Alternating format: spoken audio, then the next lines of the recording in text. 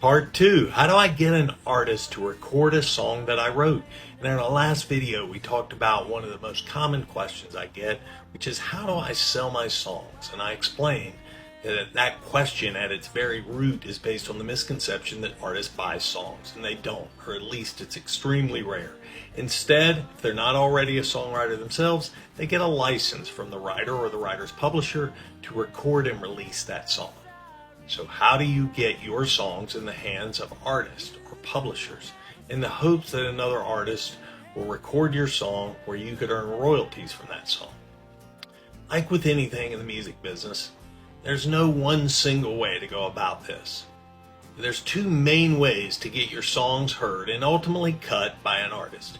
And one is directly through the artist somehow, either through the artist themselves or through their management or their agent or their record label or attorney or some other member of their team.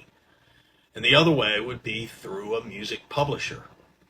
And I find this way to be the most difficult of the two. For starters, most publishers don't accept unsolicited material. But let's say you do get your foot in the door and a publisher listens to your song.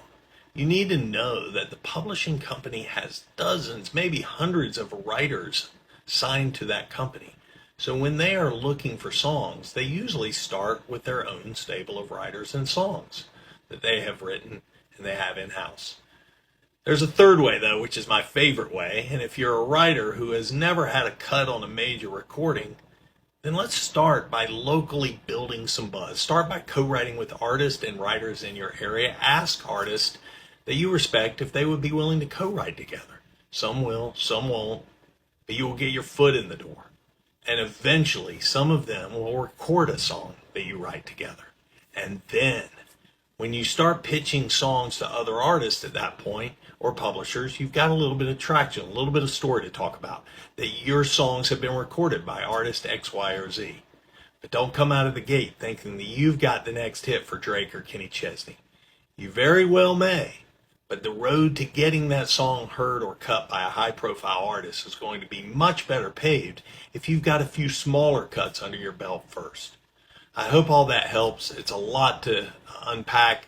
Leave your songwriting and publishing questions below. I'll be happy to answer them. This page is for you. If you're an artist or a songwriter, please like and follow. Thanks.